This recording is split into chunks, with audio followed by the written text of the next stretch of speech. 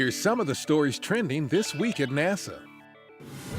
On January 14th, NASA announced it has awarded 3 cargo contracts to ensure the critical science, research, and technology demonstrations that are informing the agency's journey to Mars are delivered to the International Space Station from 2019 through 2024.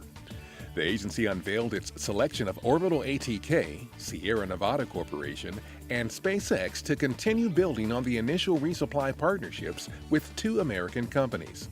These commercial resupply services contracts are designed to obtain cargo delivery services to the space station, disposal of unneeded cargo, and the return of research samples and other cargo from the station back to NASA.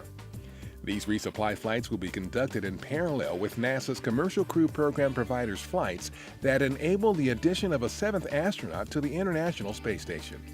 This will double the amount of crew time to conduct research. On January 15th, Expedition 46 flight engineers Tim Koper of NASA and Tim Peake of the European Space Agency conducted a spacewalk outside the International Space Station to replace a voltage regulator that failed in November, causing a loss of power to one of the station's 8 power channels. After completing that primary objective of the spacewalk, Koper reported a small water bubble had formed inside his helmet, which prompted ground controllers to end the spacewalk early. Koper and Peake returned to the airlock safely. Engineers are now assessing the situation to determine what may have caused the problem. On January 13th, NASA's Juno mission to Jupiter became humanity's most distant solar-powered emissary when it reached a spot in space about 493 million miles from our Sun. Juno surpassed the previous record set by the European Space Agency's Rosetta spacecraft during its approach to Comet 67P Churyumov-Gerasimenko. Juno, the first solar-powered spacecraft designed to operate at such a great distance from the Sun, is scheduled to arrive at Jupiter on July 4th. New images of the dwarf planet Ceres taken by NASA's Dawn spacecraft from its lowest ever altitude at the planet are giving scientists a more detailed look at some of Ceres' most intriguing features. This includes bright material on the rim of Capello crater, which could be salt. Researchers are looking into whether this material is related to the bright spots of a Cater crater, also on Ceres. Dawn also saw a dense network of fractures in another crater on Ceres that are similar to fractures seen on our own moon.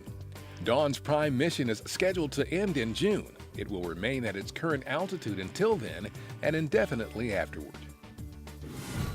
2016 has seen continued progress with development of NASA's Space Launch System rocket.